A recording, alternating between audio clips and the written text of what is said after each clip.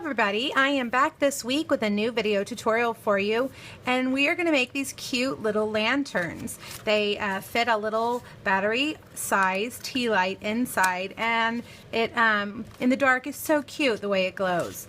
Alright, the first thing you're going to need is your Curvy Keepsake framelit, and you are just going to cut out this part right here. Okay, so you would just put a square of cardstock under there and cut out 2 of these. Now, we need to cut out the oval in the middle, so I recommend getting a Post-it note and using your large oval framelit. And we're going to cut out a template so we know, well, we know exactly where we want our circle. If I try to just eyeball it, it's never exactly the way I want it. So I found that putting a template there so I can see, I can line it up exactly where I want it, helps me center that circle much better. Peel it off and do the other one. And we'll get it exactly where we want it. Alright, so now we're going to set those aside as we make the box. The box is a 6-inch square of Coastal Cabana, and I have scored it at 2 1/4 and 3 3/4, turned it and done 2 1/4 and 3 3/4. Now you'll see these dotted lines here, and you don't need to score those, you're just going to eyeball it because we need to leave some tabs there to adhere our box. Okay, so you just want to, you could draw it if you wanted, whoops, or you could score a little line there to help you see where, but it doesn't have to be perfect because these are going to be the flaps that go inside of our box to hold it together. Alright, so let me cut all of these out, and then I want to make sure that I go all the way in on my tab, okay, so that it's going to bend in. So make sure you cut all the way through. Okay. So I've got those. Now before I adhere my box, I need to attach my lantern, and we need to punch a hole there also that matches. Okay, so I'm going to put a little bit of fast fuse here across the bottom, right there, and a little up the sides. Now it's okay if it's going to show through the hole because we're going to punch it out in a second. Make sure you do this on the side that has the flaps, okay, those tabs. Alright, so now I'm going to stick this in, and it does take some shimmying around, folding that big tab under and placing this through here. Now if it won't go in, what you're going to have to do is fold this tab down too, and it is going to punch through that tab, but that's okay. It'll still hold it all together. Alright, once you get that perfect placement and you can see where your other oval punch is, you're going to punch right through it. Carefully pull it out. Alright, and then we're going to come over to the other side and do the same thing right here. Well, just having all kinds of issues this morning.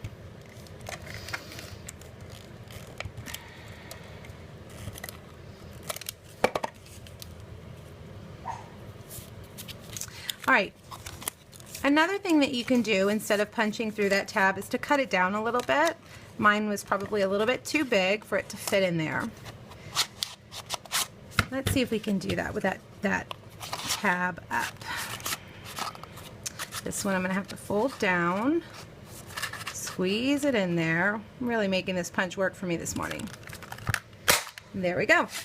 Alright, so now we have what looks like this. Okay, so now I'm going to put some adhesive on my tabs. I prefer fast fuse or sticky strip. They hold things, they hold 3D projects together really, really well. You can see I cut that tab when I punched, but that's okay.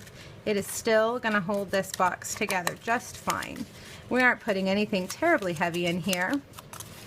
Just a little tea light. All right, before I fold that one up, I'm gonna take my vellum pieces. These vellum pieces are 1.5 by 2 1/4, and I'm gonna adhere them right on the inside of those windows. And I recommend using glue dots for this because it is a small space. I just put a glue dot in each corner of my vellum cardstock. I have a puppy in here this morning with me. He wants to play.